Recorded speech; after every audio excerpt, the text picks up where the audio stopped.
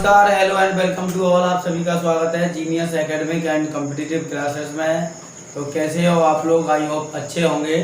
तो जैसा कि हमारी पिछली स्लाइड चल रही थी जीव विज्ञान, जिसमें 12th क्लास का हमारा पहला चैप्टर चल रहा था रिप्रोडक्शन इन ऑर्गेनिज्म, यानी कि जीवों में जनन।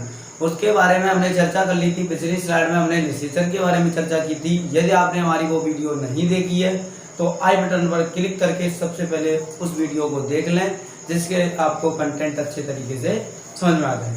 तो आज का हमारा टॉपिक ये रहेगा कि आज का जितने भी क्वेश्चन बचे हुए हैं इस चैप्टर में, उन सभी के बारे में हम चर्चा करेंगे। और आज की स्लाइड के बाद, यानी कि आज की स्लाइड में हमारा चैप्टर पूरा फिनिश हो जाएगा। तो आपने जितनी भी पिछली वीडियो इस चैप्टर से संबंधित हैं, यदि आपने वो वीडियो नहीं देखी है तो हमारे प्ले लिस्ट में जाके उन वीडियो को देख लें। तो आज का टॉपिक स्टार्ट करते हैं। जैसे आज का टॉपिक हमारा पहला क्वेश्चन स्टार्ट करते हैं। पहला क्वेश्चन है हमारा, अलैंगिक जनन से उत्पन्न संतति को क्लोन क्यों कहते हैं?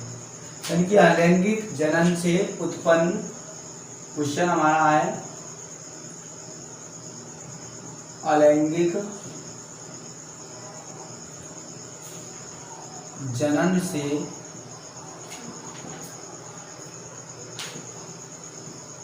उत्पन्न संतति को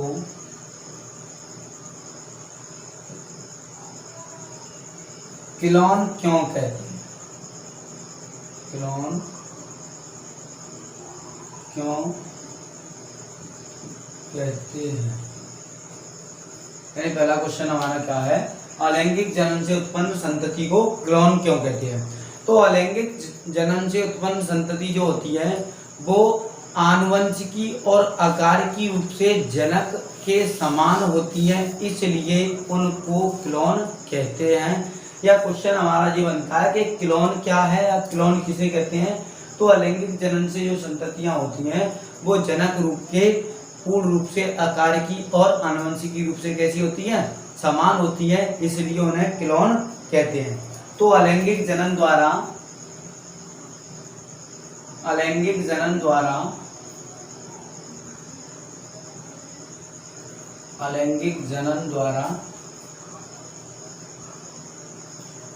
उत्पन्न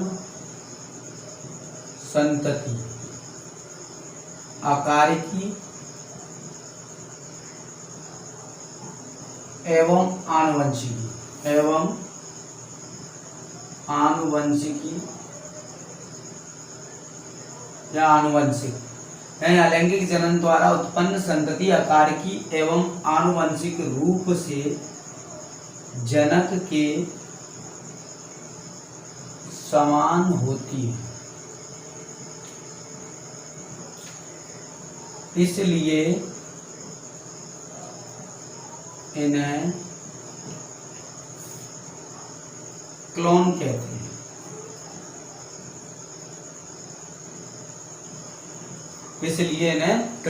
हैं। यानी कि अलैंगिक जनन से उत्पन्न संतति को क्लोन क्यों कहते हैं? तो अलैंगिक जनन द्वारा उत्पन्न संतति अकारिकी एवं आनुवंशिकी रूप से जनक के समान होती है, इसलिए इन्हें क्लोन कहते हैं। यानी कि अलैंगिक जनन से उत्पन्न संतति को क्लोन क्यों कहा जाता है? तो अलैंगिक जनन द्वारा उत्पन्न संतति अकारिकी एवं आनुवंशिकी रूप से जनक के समान होती है, इसलिए इन्हें क्लोन कहते हैं। अब दूसरे क्वेश्चन पर चर्चा करते हैं, अनिषेक जनन किसे कहते हैं? अगला क्वेश्चन है हमारा, उस पर चर्चा करते हैं हम। क्वेश्चन है, अनिषेक जनन किसे कहते हैं? अनिषेक जनन किसे कहते हैं? अनिषेक जनन किसे कहते हैं? तो अनिषेक जनन क्या होता है उसके बारे में हम चर्चा करते हैं। अनिषेक जनन क्या होता है? जब मादा युग्मक बिना संलयन के नए जीव में परिवर्तित हो जाता है तो इस प्रक्रिया को ही हम अनिषेक जनन कहते हैं। और अनिषेक जनन जो होता है वो पक्षियों, छिपकलियों में और मधुमक्खियों में पाया जाता है। यानी अनिषेक जनन पक्षियों, मधुमक्खियों और छिपकलियों में पाया जाता है, जिसकी सर्वप्रथम खोज 1745 ईस्वी में चार्ल्स बॉनेट ने की थी। तो आनुवंशिक जनन क्या होता है? जब मादा युग्मक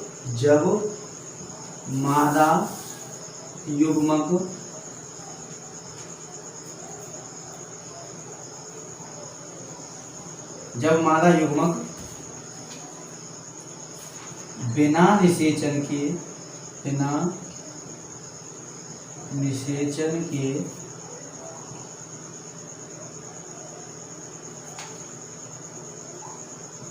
नए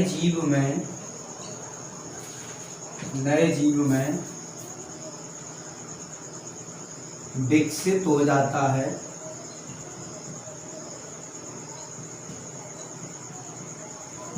जाता है, तो इसे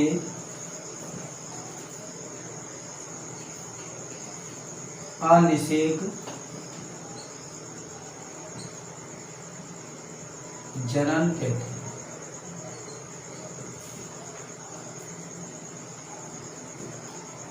जैसे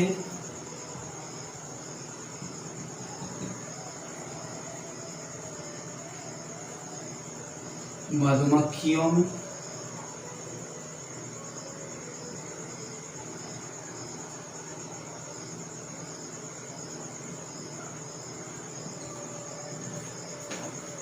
पक्षियों में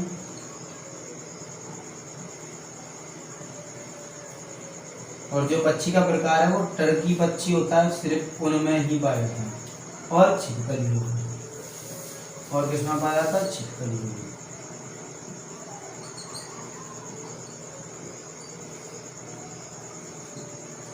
में। और वो भी अमेरिकन छिपकली होती है। कौन सी होती है? अमेरिकन। अनिषेक जनन किसे कहते हैं? अनिषेक जनन क्या होता है? जब मादा युग्मक बिना निषेचन के नए जीव में विकसित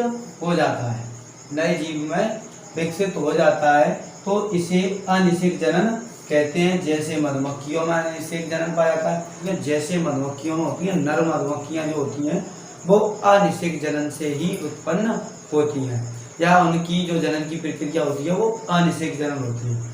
और कुछ पक्षियों में, जैसे पक्षी का प्रकार कौन सा है? टर्की पक्षी होता है, केवल उसमें ही अनिषेक जनन पाया जाता है। और छिपकली जो है वो अमेरिकन छिपकली पाई जाती है, उसमें आपका पाया जाता है। अच्छा, अनिषेक जनन जो है उसकी खोज किसने की? तो अनिषेक जनन की खोज सर्वप्रथम अनिषेक जनन की सर्वप्रथम खोज चार्ल्स बॉनेट ने 1745 ईस्वी में एफिडस में की थी। तो अनिषेक जनन की खोज किसने की थी? अनिषेक जनन की खोज सर्वप्रथम किसने की थी? चार्ल्स बॉनेट ने 1745 ईस्वी में एफिडस में की थी। अब जो अनिषेक जनन होता है वो दो प्रकार का होता है। एक प्राकृतिक होता है, जिसमें प्राकृतिक रूप से अनिषेक जनन की प्रक्रिया होती है, जैसे यही युग्मक का बिना निषेचन के संलयन हो जाता है या नया जीव बन जाता है। जैसे मधुमक्खियों में, जैसे नर मधुमक्खी या बर्ग जिसको बोलते हैं, उनमें अनिषेक जनन जो होती है प्रक्रिया वो प्राकृतिक रूप से होती है।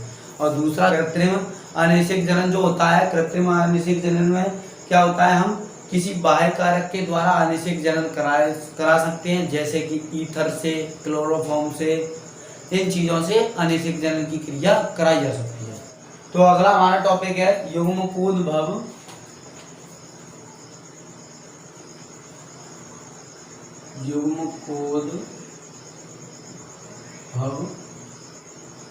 व भ्रूणोद्भव में अंतर। अब युग्मकोद्भव क्या होता है? यानी कि युग्मक का उद्भव यानी कि विकास। ऐसे ही भ्रूणोद्भव क्या है? भ्रूण का उद्भव या भ्रूण का विकास। यानी यह क्या है, युग्मक निर्माण की एक प्रक्रिया है, इसको बोल सकते हैं हम, यह है युग्मक निर्माण की क्रिया है। यह युग्मक निर्माण की क्रिया है। और भ्रूणोद्भव का अगला पॉइंट क्या है, यह है भ्रूण के विकास से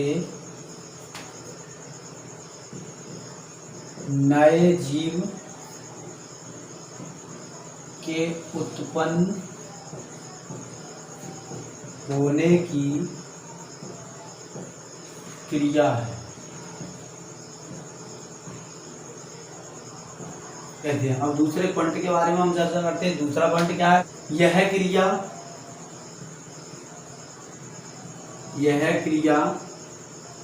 क्रिया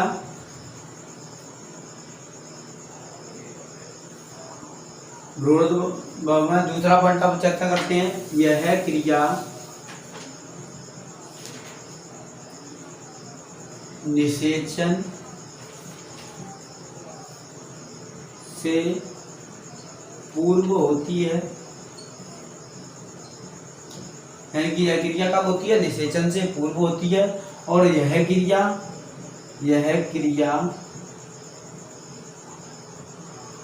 निषेचन के बाद होती है। यह क्रिया निषेचन के बाद होती है। अब तीसरे पॉइंट के बारे में हम चर्चा करते हैं। तीसरा पॉइंट क्या है हमारा, यह है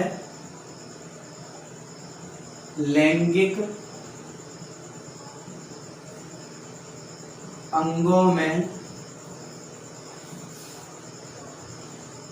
होता है। यह कहाँ होता है, लैंगिक अंगों में होता है। यानी कि युग्मकोद्भव, यानी युग्मक का निर्माण कहाँ होता है, लैंगिक अंग होते हैं। लैंगिक अंग जैसे नर में अलग होते हैं और मादा में अलग होते हैं, तो उनमें युग्मक का निर्माण या युग्मक का विकास होता है। और भ्रूणोद्भव क्या है, यह है मादा शरीर के अंदर होता है। सॉरी, अब चौथा पॉइंट चर्चा करते हैं। इसमें अगुणित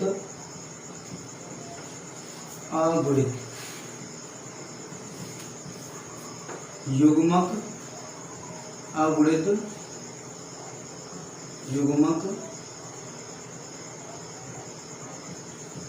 बनते हैं।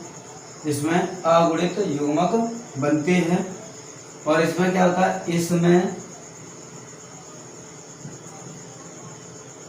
द्विगुणित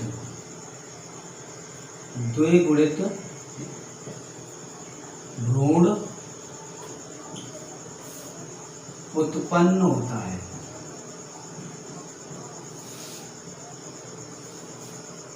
युग्मकोद्भव, यह युग्मक निर्माण की क्रिया है। भ्रूणोद्भव में यह भ्रूण के विकास से नए जीव के उत्पन्न होने की क्रिया है। यह क्रिया निषेचन से पहले होती है। भ्रूणोद्भव कब होती है, निषेचन के बाद होता है या होती है। यह लैंगिक अंगों में होता है और यह मादा शरीर के अंदर होता है। इसमें अगुणित युग्मक बनते हैं। इसमें द्विगुणित भ्रूण उत्पन्न होता है। अब चर्चा करते हैं हम, द्विलिंगी पुष्प क्या होते हैं, इनके उदाहरण दीजिए। जैसे क्वेश्चन हमारा क्या है, अगला क्वेश्चन जो है हमारा, द्विलिंगी पुष्प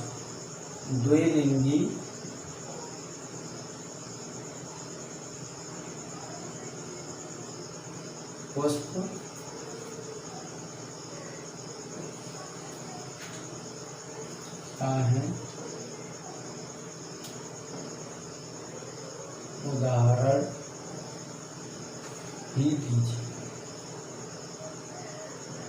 उदाहरण भी दीजिए। द्विलिंगी पुष्प क्या है, उदाहरण भी दीजिए। तो द्विलिंगी पुष्प क्या होते हैं, वे पुष्प जिनमें नर तथा मादा जनन अंग दोनों एक ही पुष्प में पाए जाते हैं, क्या कहलाते हैं, द्विलिंगी पुष्प कहलाते हैं। वो आंसर इसका क्या है, वे पुष्प जिनमें नर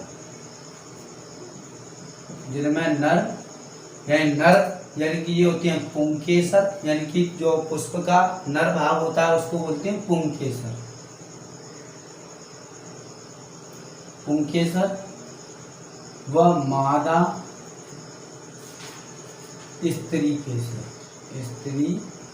केसर वे पुष्प जिनमें नर व मादा जनन अंग दोनों एक ही पुष्प पर पाए जाते हैं। एक ही पुष्प पर पाए जाते हैं, क्या कहलाते हैं, द्विलिंगी पुष्प कहलाते हैं। द्विलिंगी पुष्प कहलाते हैं। जैसे सरसों, गुड़हल, गुलाब आदि। जैसे सरसों यानी सरसों के जो पुष्प होते हैं उनमें स्त्री और नर जो जनन अंग होते हैं वो एक ही पुष्प पर पाए जाते हैं। ऐसे ही गुड़हल में, वैसे ही गुलाब में पाए जाते हैं। तो अब हम चर्चा करते हैं गुणसूत्रों के बारे में, कुछ गुणसूत्र के बारे में कि किस में कितने गुणसूत्र पाए जाते हैं, और इस टॉपिक के बाद हमारा चैप्टर यहीं पर फिनिश हो जाएगा। तो अब चर्चा करते हैं हम गुणसूत्रों के बारे में। तो अब हम चर्चा करते हैं गुणसूत्रों के बारे में। जीवों में कौन कौन सी जीवों में कितने गुणसूत्र पाए जाते हैं। तो एक तरफ लिख लेंगे हम जीव का नाम, और दूसरी तरफ हम लिख लेंगे गुणसूत्रों की संख्या।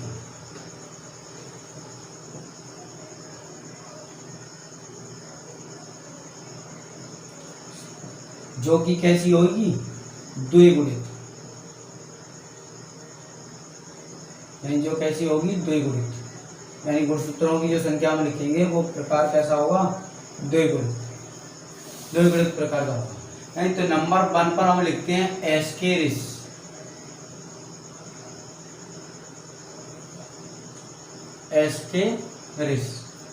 तो एस्केरिस में गुणसूत्रों की संख्या होती है आपकी 2।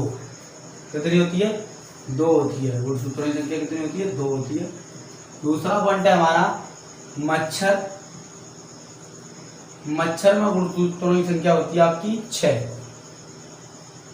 तीसरा पॉइंट है हमारा, मच्छर के बाद आती है घरेलू मक्खी, घरेलू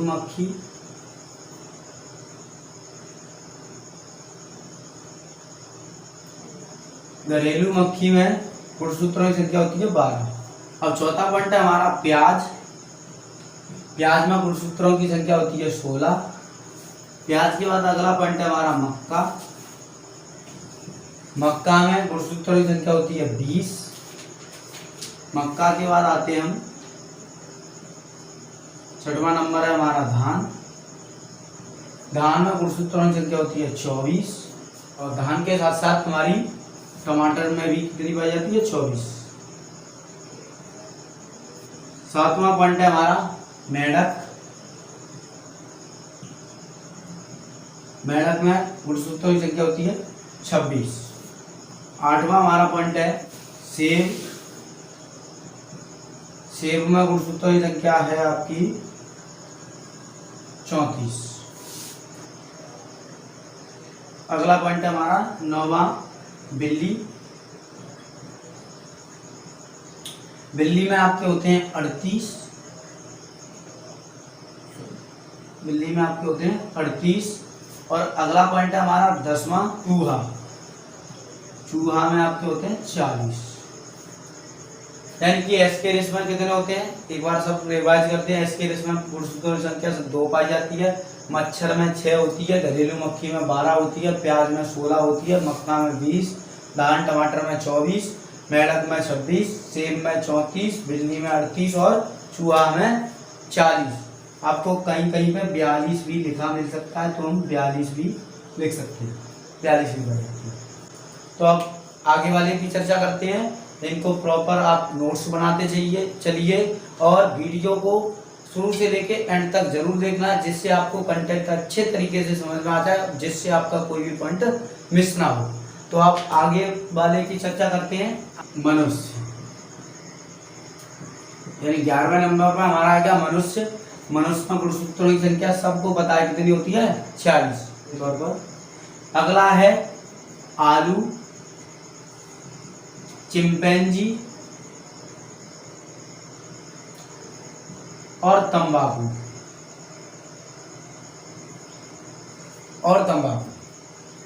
अच्छा, तंबाकू में जो तरल मॉडल था उसमें सबसे पहले वायरस की खोज हुई थी, जिसकी खोज किसने की थी, इवांगो बस्की ने की थी। चलो उसके बारे में फिर कभी चर्चा करेंगे। तो आलू, चिंपैंजी और तंबाकू में कितने होते हैं, गुणसूत्रों की संख्या होती है आपकी कितनी होती है, 48। अगला नंबर है हमारा घोड़ा। घोड़े में गुणसूत्रों की संख्या होती है 64। अगला हमारा नंबर है कुत्ता। कुत्ते में गुणसूत्रों की संख्या होती है 78। कितनी होती है, 78। कुत्ते के बाद अगला पॉइंट हमारा कबूतर। कुत्ते के बाद अगला पॉइंट है हमारा कबूतर। कबूतर में होती है 80। कबूतर के बाद अगला पॉइंट है हमारा तितली। तितली में गुणसूत्रों की संख्या होती है 380। और अगला हमारा है ऑफियो ग्लासम या ग्लॉसम भी लिख देते हैं, इसको क्या लिख देते हैं, ऑफियो ग्लॉसम। तो कंफ्यूज नहीं होना है, ऑफियो ग्लॉसम या ग्लासम। इसमें गुणसूत्रों की संख्या होती है आपकी 1260। ठीक है। इसके बाद आपका आता है टेरिडोकाइट्स, उसमें 1300 से लेके 1600 तक पाई जाती है। अगला है हमारा टेरिडोकाइट्स।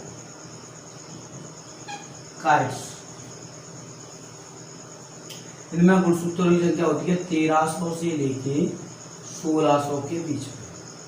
तो ये तो हमारे थे गुणसूत्रों की संख्या। तो मनुष्य में कितने होते हैं गुणसूत्र, हमारे 46 होते हैं। आलू, चिंपैंजी, तंबाकू में 48 होते हैं। घोड़ा में 64 होते हैं। कुत्ते में 78 होते हैं। कबूतर में 80 होते हैं। तितली में 380 और ऑफियो ग्लासम में कितने होते हैं आपके 1260। और टेरिडोकाइट्स ज्यादातर सबसे ज्यादा पूछता है कि सबसे कम पूछता है, या फिर ज्यादातर मनुष्य वाला क्वेश्चन होगा।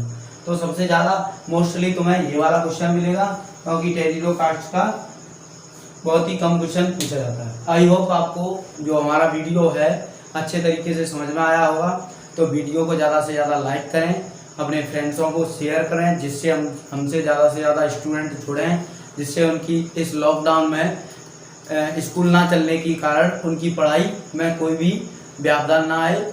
तो यदि आप हमारे चैनल पर नए हैं तो चैनल को सब्सक्राइब करें, बेल आइकन को प्रेस करें, जिससे हम कोई भी वीडियो अपलोड करते हैं उसका नोटिफिकेशन सबसे पहले आपके पास पहुंच जाए। Thanks for watching.